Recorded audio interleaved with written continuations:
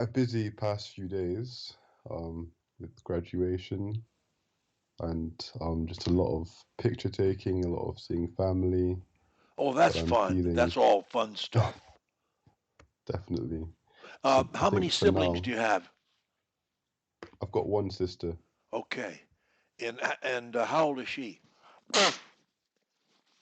she's 25, 25. about to be Okay. 26 in February. Okay. So it was your mom and dad and your sister. Anybody else show up? Also, my stepmother was there. Oh, good. Okay. Well, that's Yeah. nice. And so that's a big occasion. Um, I wanted to talk to you about several things. Um, now that you become a PWSS and you're marching forward on working to love to speak everywhere. You've given a SAM talk, as you well know and remember, and everybody loved it and praised you and your talk and your voice, and all that's great. But second base is still second base. Loving to speak, just in general, where do you think you are with regard to that? I'm still learning to love to speak. How much Um, progress so do you think you've made in that direction? Are you enjoying talking to I me think right now? Are you feeling any heat? I think my approach now is to sort of chase after the fears that once held me back, because I think there's definitely some antagonism between loving to speak and fearing speech. And I think I'm overcoming the fear by running towards it rather than from it. So after the speech that I gave for the SAM talk, I had a speech that I gave at my uni like a few days later, and I That gave you us gave where? university Where did you give your speech after your SAM talk? at my university. At your university. And where what was the occasion of that? Oh, so I was giving a talk about achieving academic success in philosophy To because whom I've did done you quite give to well whom did you give that talk? to a student society How called many people were there about? about 10 people, so it wasn't Okay. too big. And how did that go? It went really well, thank you. Sorry, my dad's Yes. just calling me.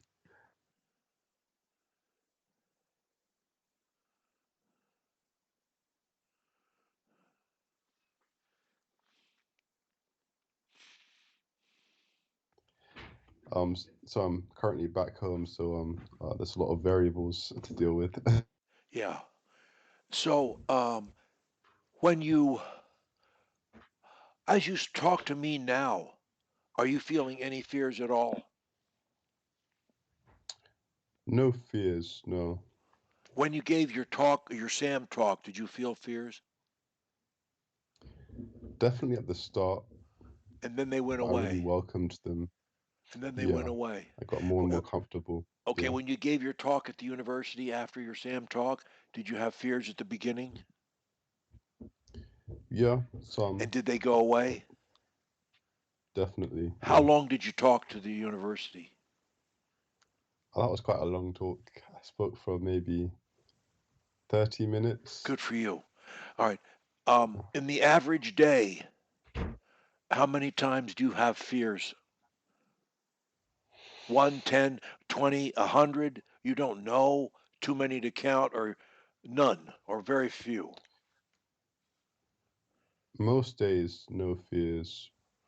Maybe Okay. once every few days, there's And some when you have portion. fears, it's is it usually right before you're going to talk somewhere? I think usually it's before a social situation. A social situation, okay. Uh, and when those thoughts come to you, what do you do about it?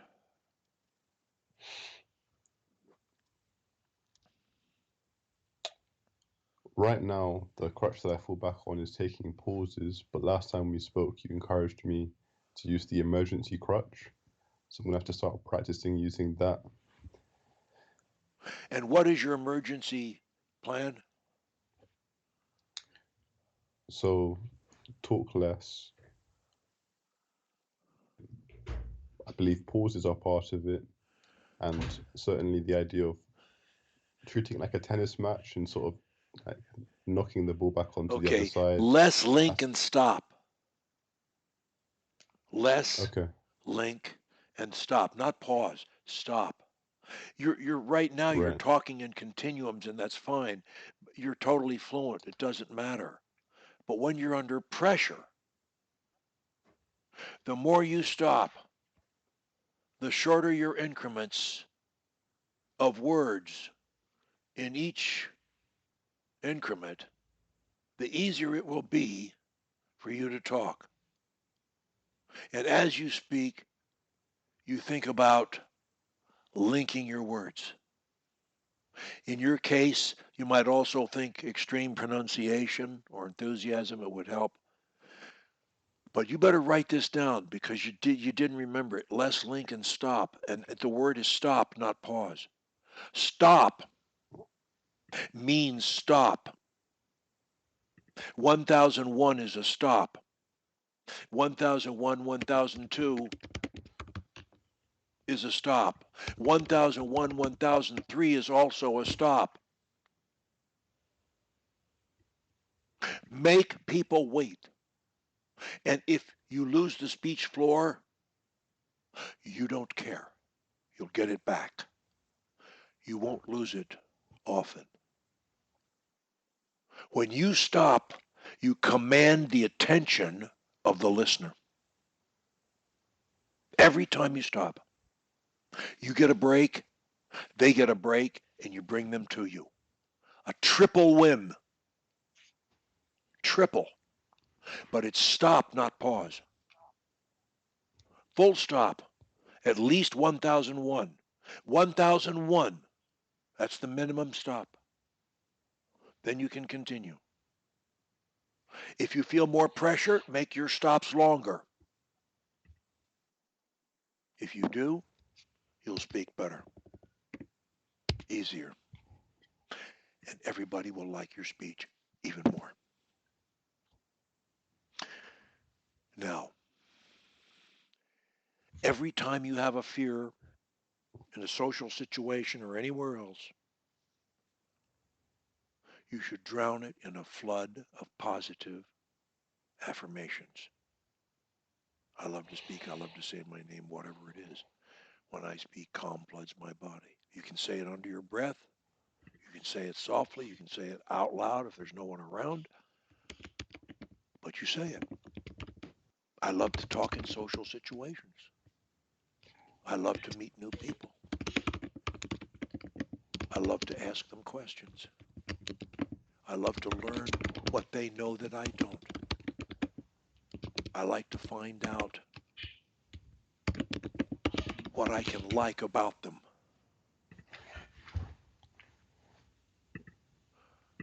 I'm a questioner and a good listener. I'm always learning from other people because you can. The dumbest person on the planet, 12 years old, can teach you and me something. They know something you and I don't know. So it's our job to figure out what it is. Because you know it, I know it, I know. That's boring. What you don't know is what's interesting. Now, so you're going to aggressively reject negative thoughts. Now, there are two things that, well, I think you should seek out pressure situations and talk. Doesn't mean you've got to talk for 30 minutes. You may talk for 30 seconds, but seek out these things. Every opportunity you get, wherever you feel a little pressure, go right into the face of it. Saying under your breath, I love to speak, I love to speak. Because you do, you can, you do, and you will. And you should. And in your case, it's really criminal. Everybody loves your voice. Well, it's really criminal for you not to use it. Isn't it? Isn't it? It is criminal. It is criminal. So we don't want you to commit a crime. We don't want you to do that. So be aggressive in going out there. You're going to the every time you do it, it's like going to the gym and doing this to build bigger biceps.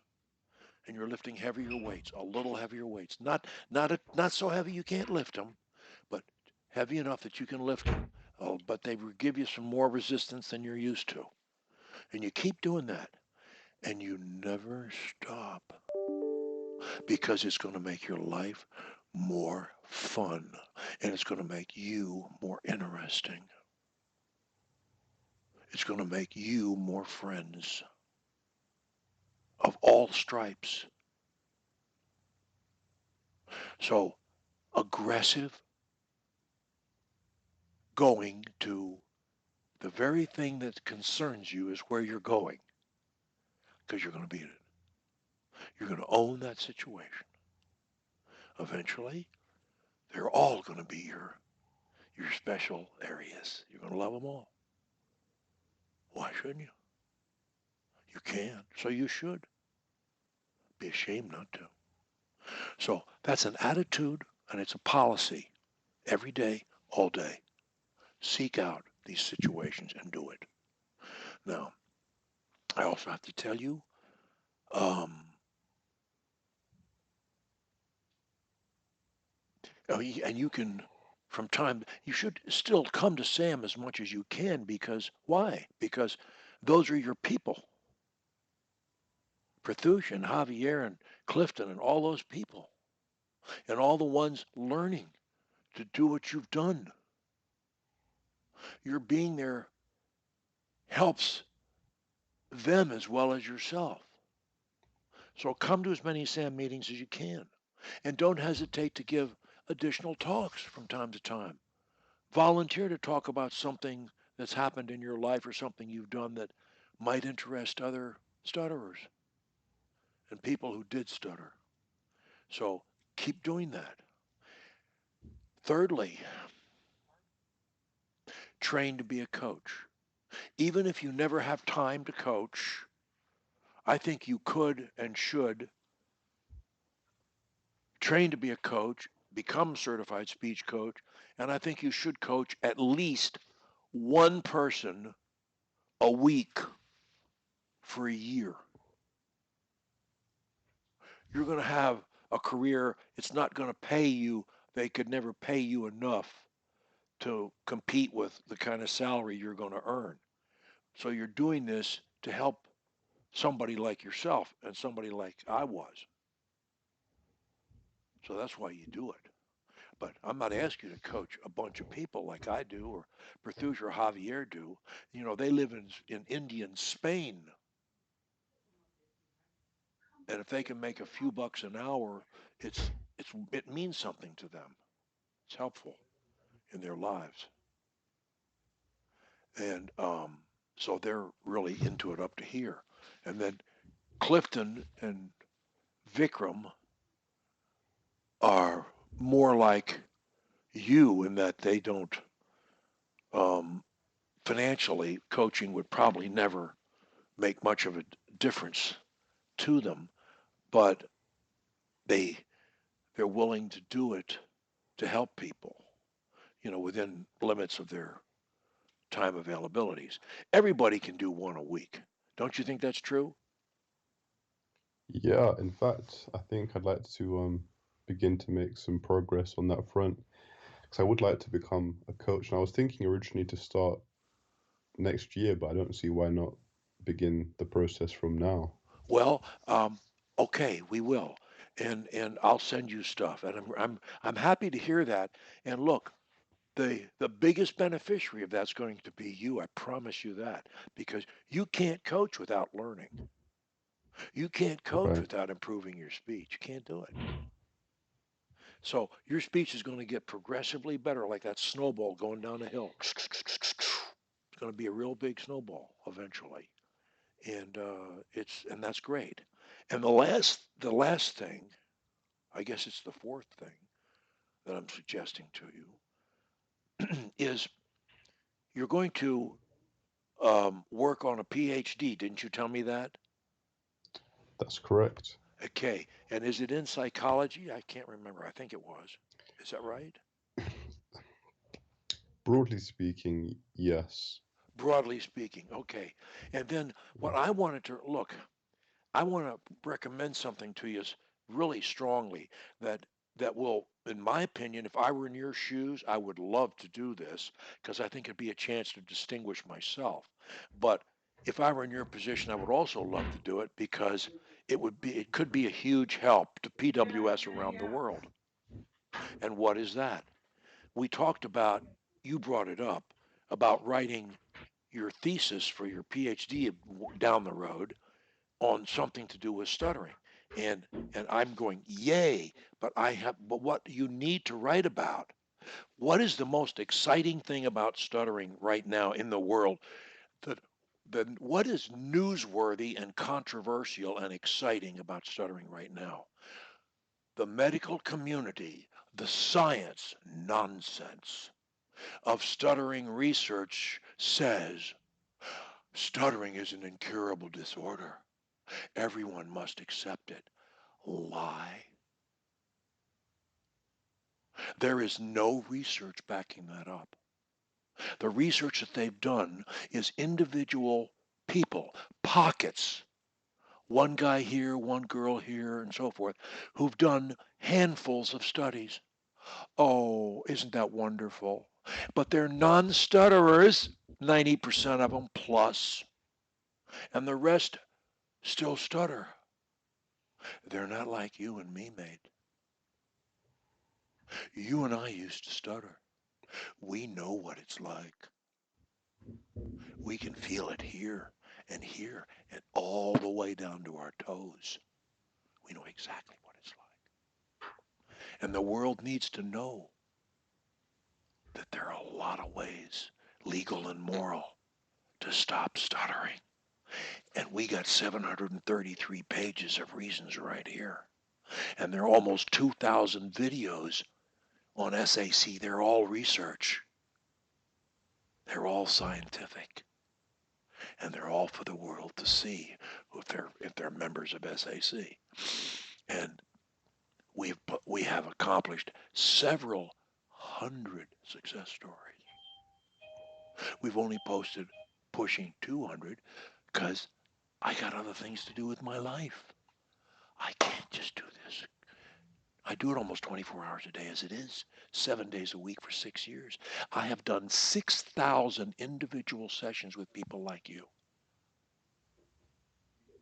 in 6 years, over 1,000 a year. Is that research? I think it is. Have we had good results? I think we have. Can we prove it? I think we can. But people like you, who are at least on the periphery of the medical community, need to stand up and hold up your hands and say, hey, the medical community is wrong. And I'm going to tell you why. And we spoon feed you your thesis. It comes right out of our program. We'll make it all available to you, every bit of it. That would be amazing. And your paper will stand out like a beacon that goes to the end of the universe. We got to get stuttering off the planet, man, and you can help do it. And in the process, get some stars on your shoulders in the process. But that's not your goal. Your goal is to blow it off the planet because you know it can and should be. It's all here. Stuttering doesn't exist. It's a myth. It's a ghost. It's vapor. And it's gone. There's nothing there. You talk now like a fluent person. You're talking crutch 13. You're talking like you never stuttered in your life. If you can do it now, you can do it anywhere.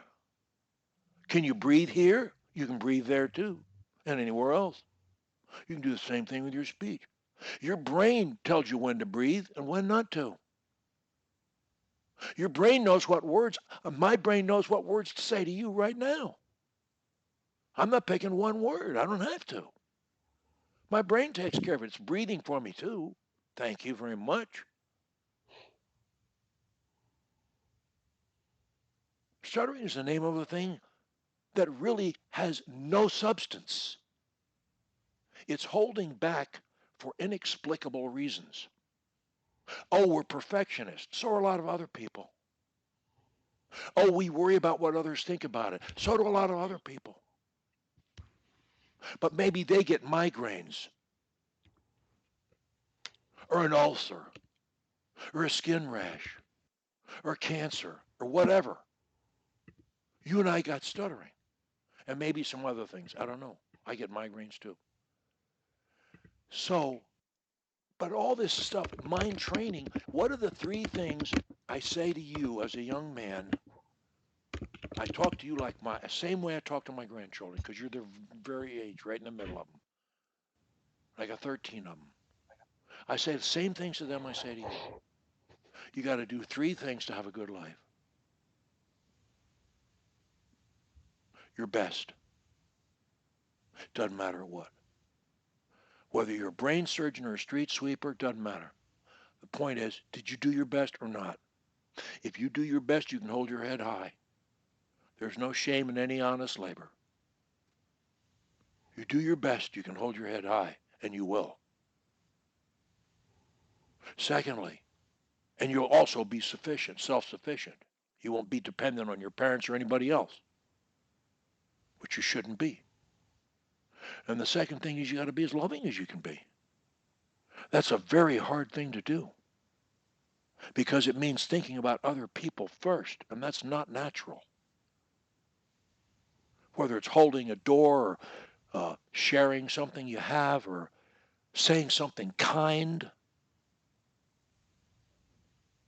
or simply bringing a good attitude and a positive, uplifting spirit into every gathering you can, being as loving as you can.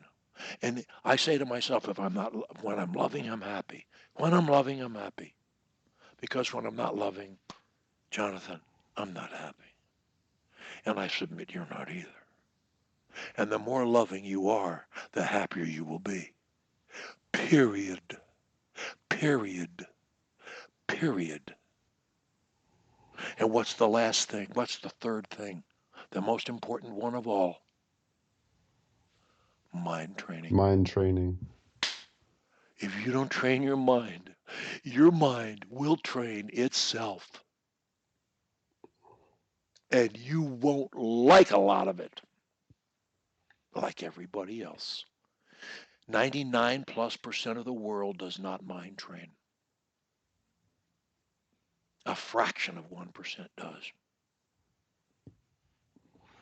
Whether you use autosuggestion or self-hypnosis or both, you can do it. There are other ways. I know those ways, and I know they work. But you got to do them every day, Jonathan. It's more important than eating. And your affirmations, as long as you need them for speech, leave them where they are. But when you get to the point that you're loving to speak everywhere, you got to redo your affirmations. Still keep the first one, every day in every way. Just say, I grow better and better. And the last one, today I'll make a happy day. That's mine. And never blow that one off, because your job is to make sure that you deserve and claim a happy day every day. If you're being a mean, lazy bastard, pardon my French, you're never going to be happy. I don't care what you tell yourself. You never will be. You'll die in pain. You'll live and die in it. But when you do these three things, simple things, hard to do, but when you do them, you have the right to claim happiness every day, and you can and you should and you will. And guess what? You're going to be the happy guy in the room, in every room you go into. Every room, every day, every way. And you reject depression. You failed at this. You didn't get the job you wanted over here. You somebody ran into you in traffic and you broke your leg or whatever. There are always problems in life, but we work our ways through them. We work our way through them. Life is how we see it, and your job is to see it in a positive light. And with mind training, you can do that. But with mind training, you can make sure that your conduct is what it should be. And like the metaphysician said, evil cannot enter a mind already full. You got to keep it full. If you don't, look out, because here it comes from the radio, the TV, from every negative source from all over the universe. You can get negative thoughts from China or Australia or Alaska or anywhere. You can get them. Thoughts are like electrical impulses, beams. They're everywhere, and they travel. They have, you know, the scientists. Some of the scientists are now. Some of them are thinking that all matter is comprised of thought. Or caused by it.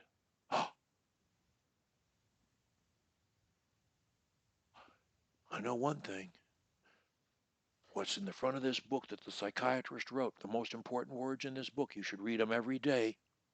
We have free choice to accept or reject thoughts.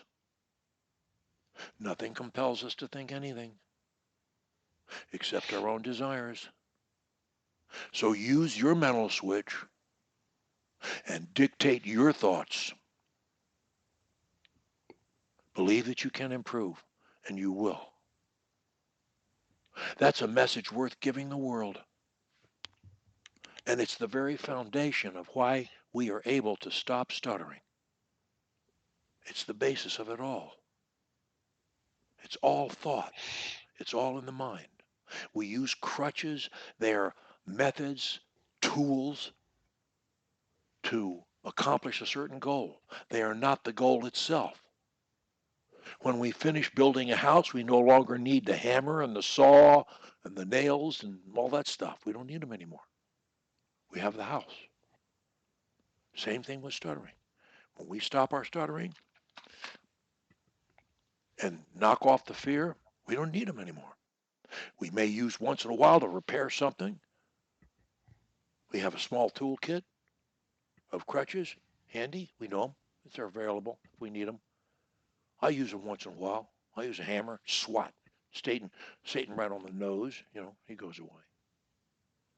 I laugh about it. Nobody knows the difference.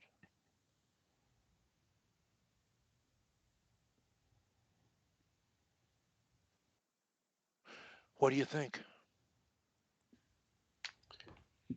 Definitely. I think that I want to get more involved with SAC through coaching. I the weekly meetings because I think it's always so encouraging just to hear what the speaker has to say, be reminded of the basic things, the basic parts of your method, and certainly when you're talking about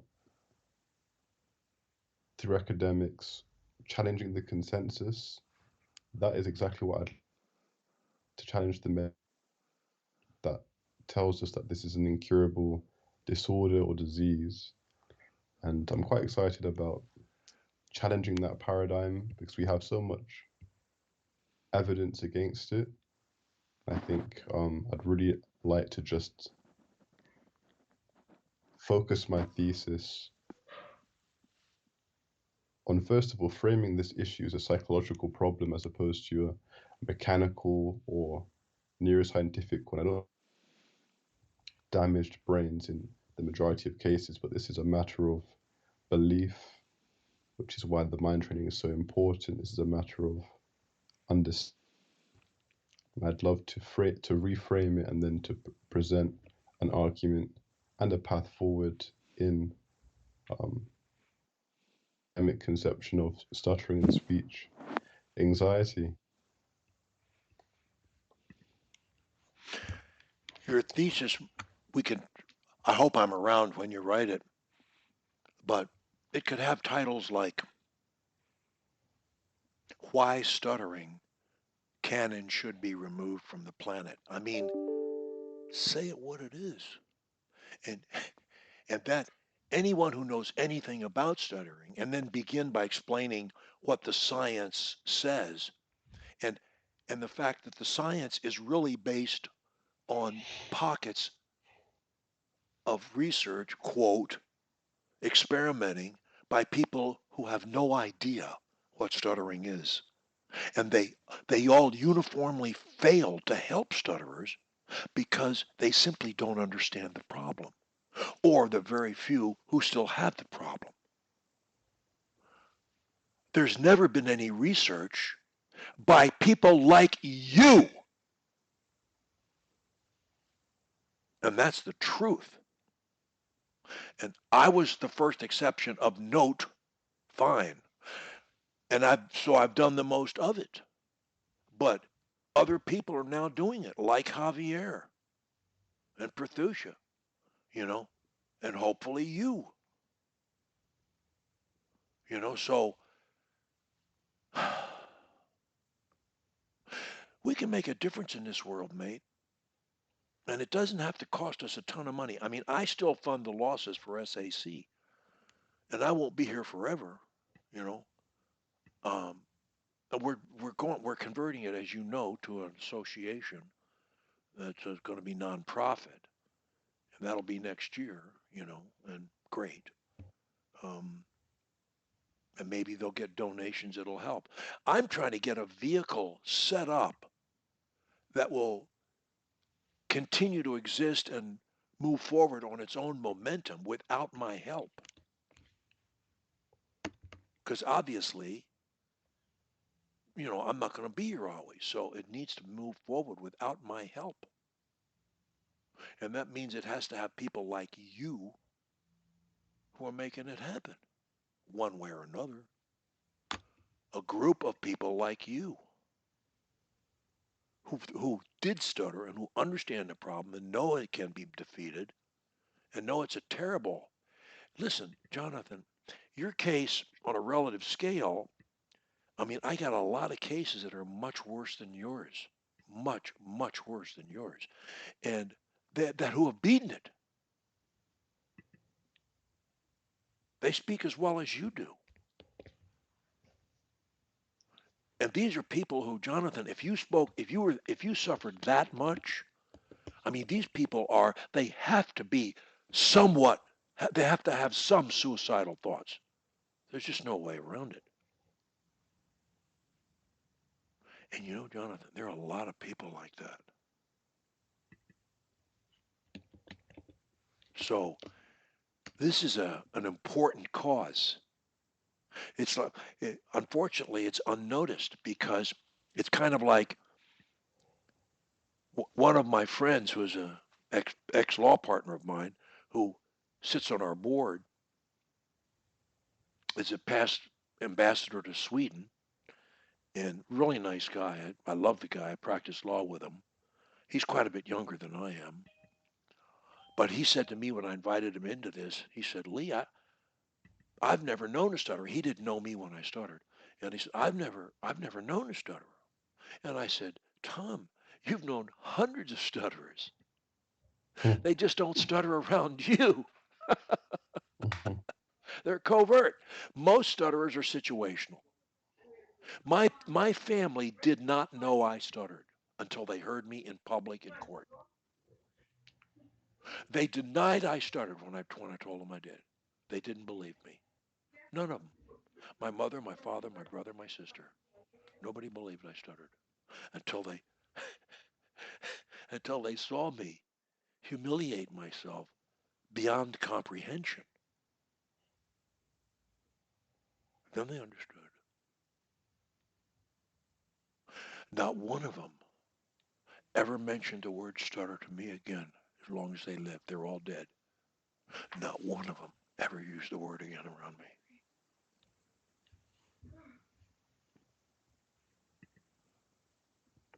I went to my psychiatrist and said, what should I do? He said, I don't know any cures for stuttering. But he said, I do think self-hypnosis would help you.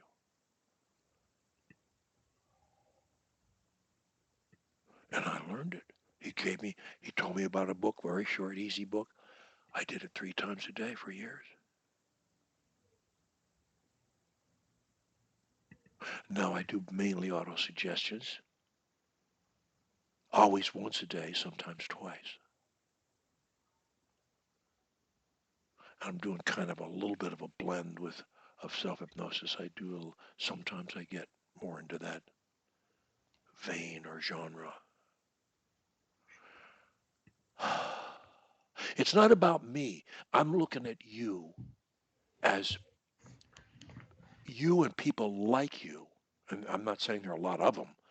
There are very few like you in my universe with your capabilities who have beaten stuttering and who are even going into a field, a career related area, at least educational related area, that is on all fours with what we do.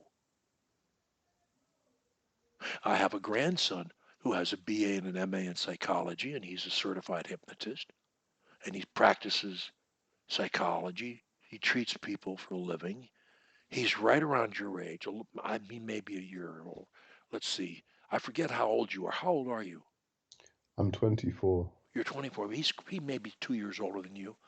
And he's my namesake. He's Lee G. Levitt 3. And he does some of the hypnosis training of SAC's students. And but he never stuttered, see? That's the thing. So he's learning it from the outside in, but at least he has access to a lot of stutterers who have beaten it. So and he reads what I've written and he's watched videos too. So he's exposed himself to the thinking. So he has a huge leg up on most people in the professional or medical world. He has a leg up on them in terms of what he knows about stuttering, a major leg up. So he's going to. I'm hoping he'll stick around and do more and more as well. But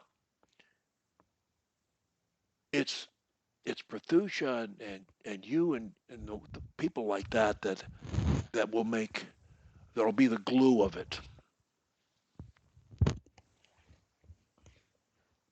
You want to help blow stuttering off the planet, John? Definitely.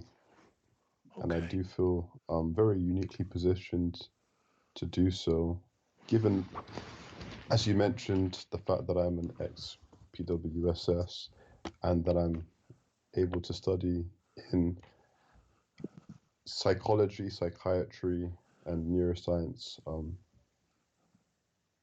Maybe I should let you know where I'm at so far with my Please do. thinking and timeline. So, Yeah. to do PhD research, you have to find a professor somewhere who's doing research in the area that you'd like to go into. And my preference is to do research in the UK, partly because in America it takes a lot longer to do a PhD, I think up to twice as long, but Well, also I that's a quite like, reason by itself. And of course, UK definitely. schools are still terrific schools. So Yeah, and actually the one that I'm looking at right now as my preference is Oxford, is what? where I found Oxford. Oh boy, it doesn't get any better name than that. And the professor that I'm currently looking into is a professor called Kate Watkins, who is a researcher in psychology and neuroscience there. Oh And God, I love this. The more neuroscience you can do, that's the future, man. That's the future of medicine.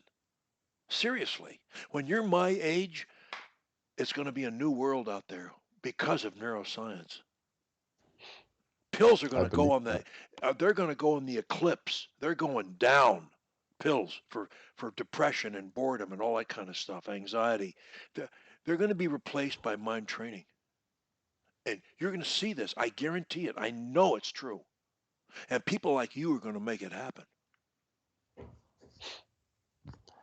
So I'm And the, quite new to neuroscience. This is partly why I'm currently doing a master's at King's College in London in the psychology and neuroscience of mental health. That would be a really good stepping stone, I think, towards doing a PhD. So the research that she's interested in is, I guess, looking at things that she currently understands to be able to produce fluency in people that have a stutter. Interested in looking at how you can prolong the fluency, which is a really interesting way to phrase it that I found on her website. It seems as though in academics they're quite tentative about saying cure because I think they don't really I don't even want to use use that that word. term. Jonathan, I've given up on that word because so many the medical community are so averse to it. Some of Right. my students would get mad at both of us if we don't if we argue with them when they say they're cured. They would get mad at both of us. Okay, but I would rather not even. I, I don't want to fight semantics. I want to fight substance. Therefore, I don't say cure. I say we stop stuttering. You're an ex PWS. You are a present PWSS, and you always will be. You may also be a CSC, a certified speech coach, from the world's only Stop Stuttering Association, the world's only community of ex stutterers. You will probably be a CSC, and you'll add those initials to your string of initials. Personally, I'm happy with the term cure, but I see why some people are averse to it. I think there's a lot of I think rejection of to make such a strong value judgment because it's I guess it then implies that if you have a stutter that you are disordered, but that's like you say semantics and you I can get think you can lost in. always say that, I think it's wonderful for you to say, to be able to say, I have no problem with the word cure. That's the way I feel about it. I don't use it constantly because I don't want to offend those who are so insistent about it. But I do know for a fact that we stop stuttering, and there can be no debate about that because we have hundreds of cases that prove it, and I'm one of them.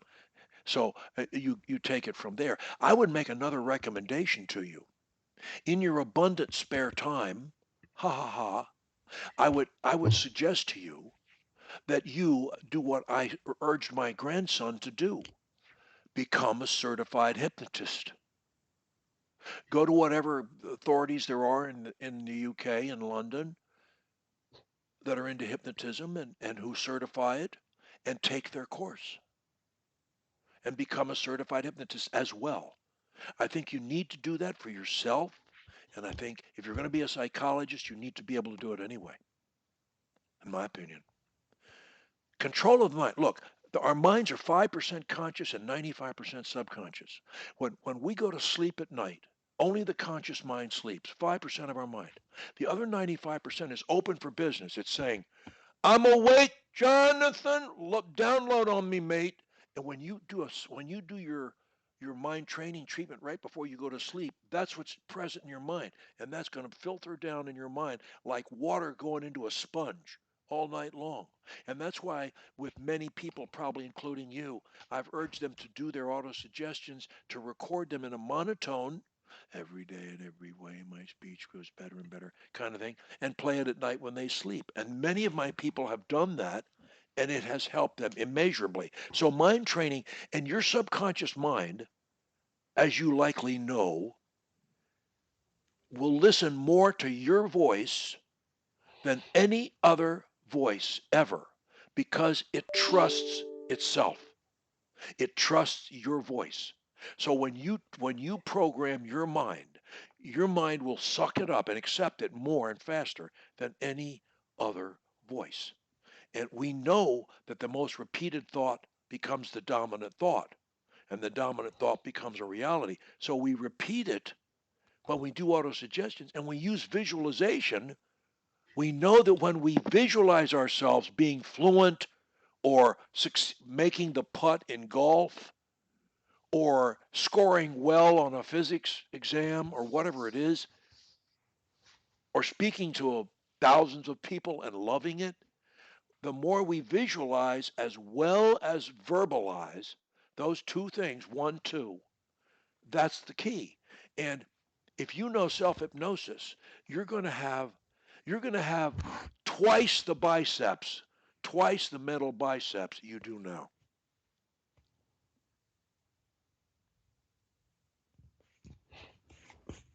I challenge you to become a certified hypnotist.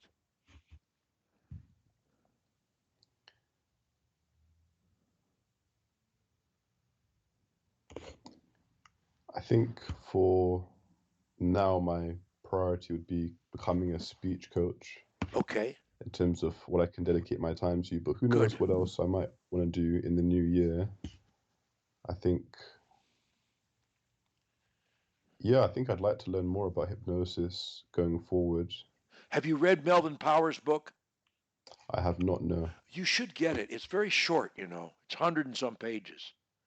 And he has about, I don't know, maybe he has 10 levels of depth in hypnosis. I never, tests, I never got past 3 or 4 levels. And, but I will tell you this, if 10 means you're totally hypnotized, the word hypnosis is Greek, as you likely know, and is based on the word sleep. The more, the closer you are to a sleep state, the more susceptible your mind is to suggestion.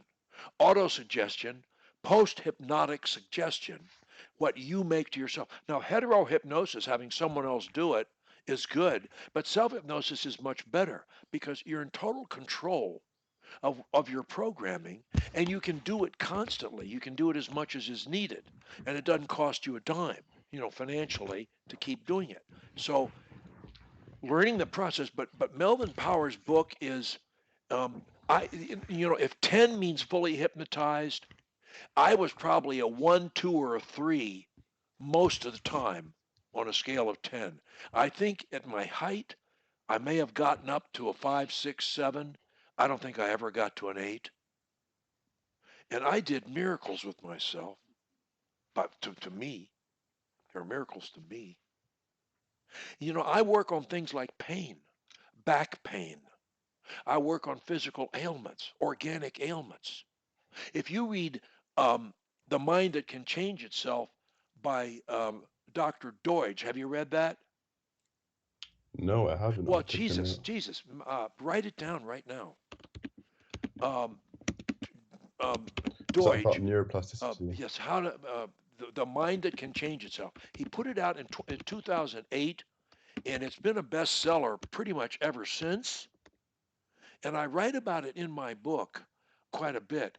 But you need to read that book, and you need to study Melvin Powers' book. It'll be a good warm up for you. You can begin to teach on the side. You can begin to teach yourself self hypnosis, because you have to take, you know, you and I, all of us, have to take responsibility for our thoughts. Definitely. And this is a huge job, man. This is a 24-hour day job that never stops until you leave the planet. And you'll never get it perfect, of course, but you can make such a big difference. You know, one of the things I say, well, I've probably talked to you about this before, but as an example, one of the things that's always bothered me is anger, flying off the handle, yelling at somebody, putting my fist through a door or something when I was younger. Um, I say to myself now every day, today I'll reject anger in all its forms. And I mean all its forms. If somebody cuts me off in traffic, I refuse to get mad at it. I won't flip them the bird and scream at them and, you know, toot my horn or anything else. If my wife says something that, um, like, I'm one of the happiest married people you'll ever meet in your life. And I've been married over 40 years, and it's really great. But, example, we were having a Christmas party a couple of days ago, and the day of the party, I came over and I said I was going to arrange to have somebody handle the parking of the cars, and that irritated her. And she said, "You're the reason why I don't like to have parties." Now, that was because I wanted to have somebody arrange parking. Well, I don't think that was very unreasonable, but in any event, rather than get mad and say, "Oh yeah, well, I don't like the cut of your cloth, or I don't like your dress," or I didn't say anything. I said, "Well, I'm sorry you feel that way about it." I didn't say another word, and I continued to arrange for parking for the cars. Everything was fine, and never another word was said about it. It takes two to fight, Jonathan, and I have a challenge for you. Don't ever be the other person. You do not have to be, Jonathan. And if you aren't, you're going to be a much happier man. I promise you that. Don't let anybody make you angry. Period. There's a challenge for you. And you have to work hard at that, let me tell you, to get anywhere near it. And I still do. But I promise you, I don't know of anything that's made my life better than turning, than saying no to anger. It's like saying no to drugs, or no to being a criminal or stealing or whatever. I'm saying no. No. One of my students who's younger than you, his name is Mohi, Mohi. You might enjoy looking at one of his sessions in SAC. I asked him not long ago. Um, I said, what, what do you, what's the most important lesson that you've learned about life so far? I think he's 21. He gave me an answer that just blew my mind. He said, the importance of discipline. Wow. Wow. There is. I said, home run. He just, you just cleared the bases, buddy. That's a great answer. Let's hear it from Moe. That's so hard. It's so hard to do. But, you know, whether you achieve something 100%, you may never. But if you can go from 10 to 80, you know, that's going to make your life so much better. Because your whole life is in here. That's what I like about psychology. You're focusing on the most important thing that you've got, your brain. And don't get in any sports where you get your head hit. I'm dead serious. Don't do it. Don't do it. One of my Swiss bankers told me this week, he said, I always ride a bike to work. He's a young man, he's like 38 or something. He said, I always ride a bike to work. And he said, I didn't tell you, but a couple of months ago I was riding to work, and I was too close to the car ahead of me, and it hit the brakes. And I went right into the car.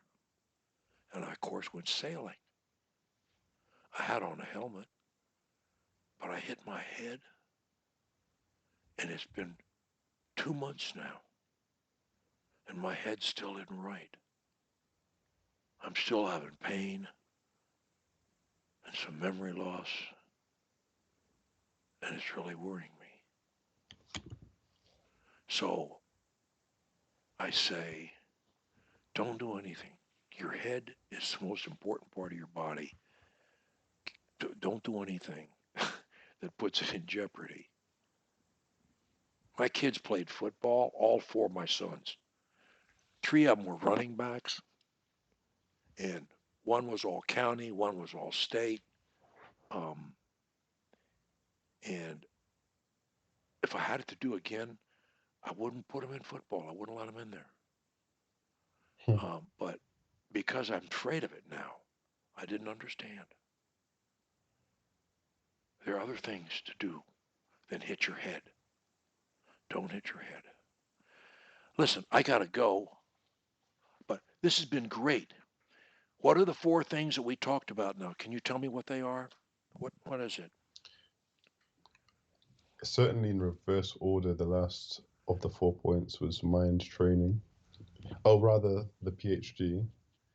And then I think the third thing you mentioned was mind training. The first two have slipped my memory. In fact, the first thing that you wanted me to remember was the emergency crutch. So I took a note of that. The less Lincoln stop. I'll send you a link to this if you'd like me to. I'll send you a link to this session. Yeah, and actually, if you could also send me some materials about speech coaching, that would be Yes, I really will. helpful. The first thing that we talked about was what you're going to do with fear, with your speech fear. Right. Right. You need a concerted program on that. Do not come off this program. You are not finished. You got to love to speak. And then you move to mind training. Then, the crutches and all that stuff, you're not going to need much. And you'll know them well enough. And they'll be there if you need them. But you're not going to need them very often. But the fear, fighting fear, we talked about that. We talked about coming to more SAM clubs if you can, SAM meetings. Um, there'll be one next Saturday. That's the last one this year. Then they're going to be weekly starting in January. The more you can come to, the better. Talk there if you can more about different things, what you're doing, how you're progressing with fear. I mean, share what you have. And I'd love then to share at one point about the research that I'm doing. yeah, I mean, people are very interested. They're interested in you. They're interested in other people too, of course. But you're an interesting person, and so um, do that. Do Toastmasters if you can, and seek out social situations that are a bit challenging, and talk to 110% until you're comfortable there, and then 120 in the next time, and 130, and so forth. In other words, keep curling the weights, a little bit heavier weights, so that you keep reducing the fear. You keep proving to yourself again and again and again, there's no problem here. It's all a ghost. The whole thing is vapor. It doesn't exist. It's nonsense. It's nonsense. And you got to prove that to yourself to the point that you know that it's what you're saying is true. And if I ever need a crutch, so what? I'll use it. And I'm on to my next thought. I don't think about speech fear. I haven't in decades. I get threats, very rare, but I don't think fear. So we got to put fear to death. And then you're going to the second thing was we talked about coaching, and the third thing we talked about was your thesis, and the last thing was mind training and becoming a certified self hypnotist, a certified hypnotist. And so all those things are in your future, and in my opinion, should be. And the more you can do with this, just try and view everything that you do related to speech as helping you in your career with psychology as well.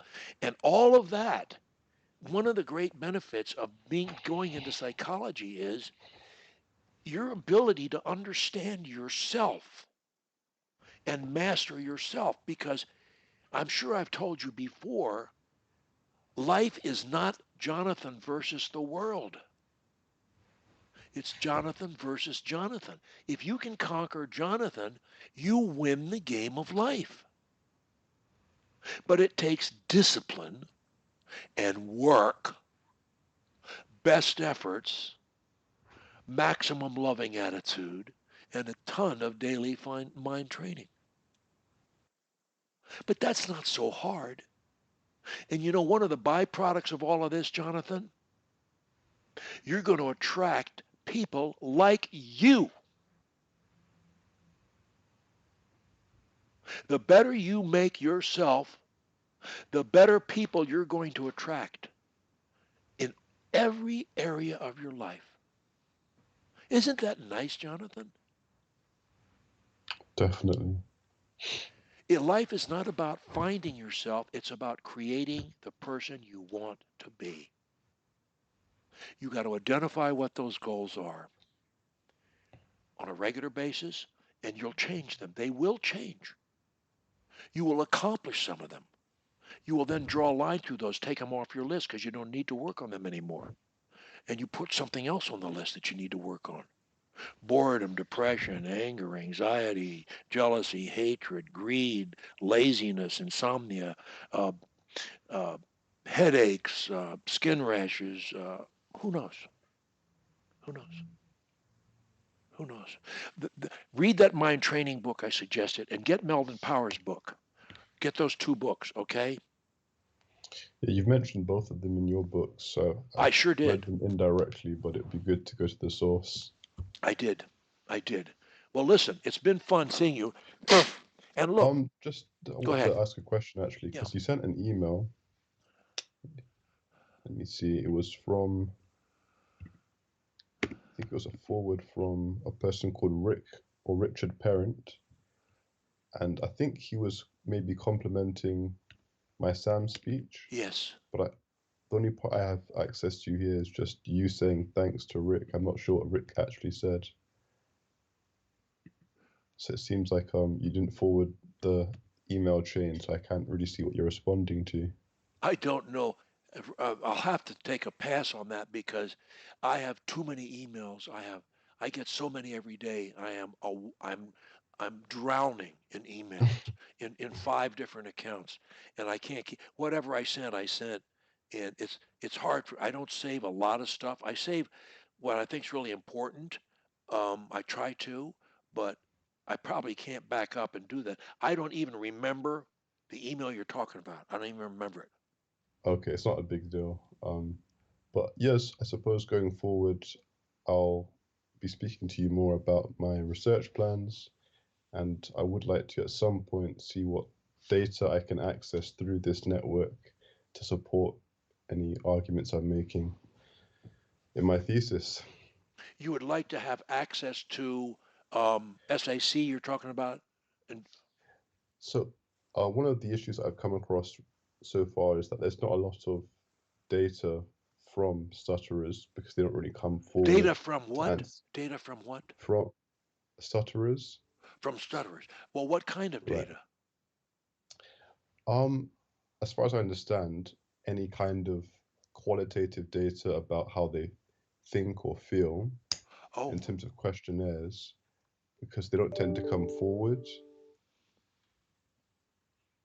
So I'm not quite sure how much or what kind of data I might require going forward, but it's at least helpful to know that I've got a network of people who I could draw on at some point you know, to you draw data do from. you have in access to its unique information because it's unique access because I don't think it exists anywhere else on this planet. I think we've got it. We've got 99 plus percent of the data that would be helpful to you establishing and proving that science truly supports stopping stuttering. I wrote something not long ago about the science of, I wrote it for the marketing firm that SAC has just hired to help them understand it. I wrote them something. They said some newspaper person they talked to, they were asking if they said this is a newsworthy problem, that all these stutterers out there and they're being told that they can't beat it, they must accept it, and it's just not true. So the newspaper guy says, well, I want to see the science that proves it. And so I wrote a little one pager. If I can find it, I'll send it to you. Um, I'll send you that piece of paper. But when you have access to me first and foremost. You got access to our key coaches to the extent they're available and will make themselves available. I think um, both Javier and Perthusia, who are going to be directors of our association, I think they'll be available to you pretty much. And I think Clifton and Vikram and Sebastian on reasonable notice would be available.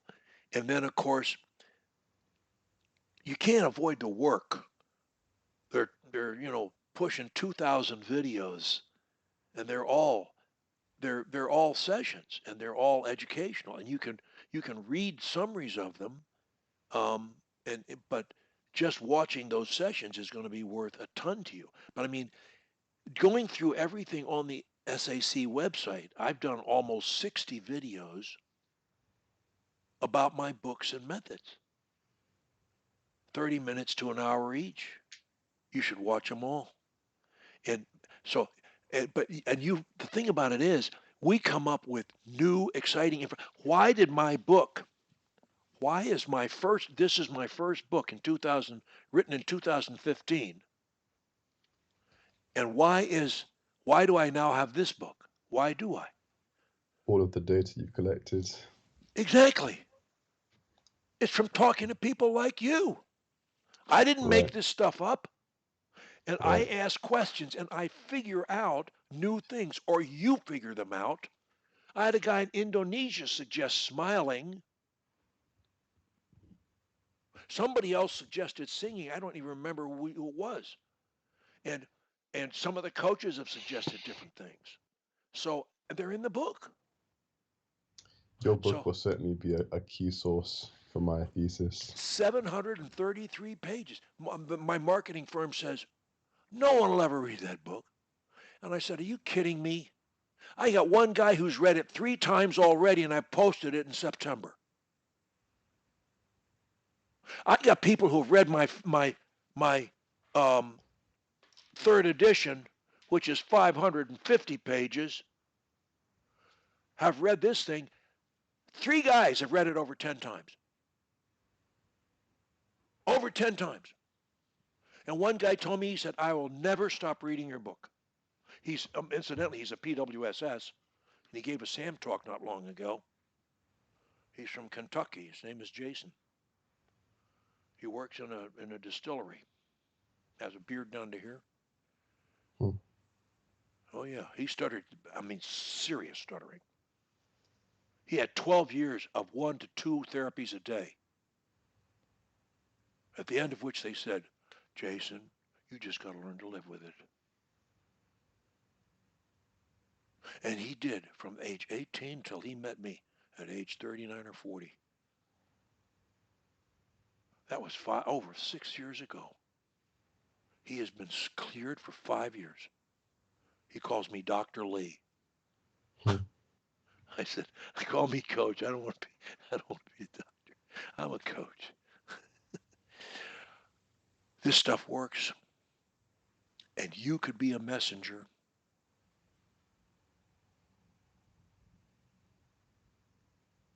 You could be Gabriel, the Pied Piper. You could let them know.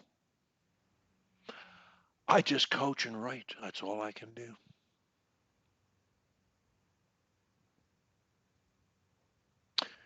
So, young man, go ye forth and have a wonderful holiday and Christmas and all that good stuff. And I'm here anytime you want to talk. Shoot me an email and say, you got any time tomorrow afternoon or something like that, or the next day. Anytime you want to talk, just do that. Sure, definitely. We'll be in touch. Okay. You have a good one, mate. Thank you. Thanks for your time, and I'll see you next time. My pleasure, buddy.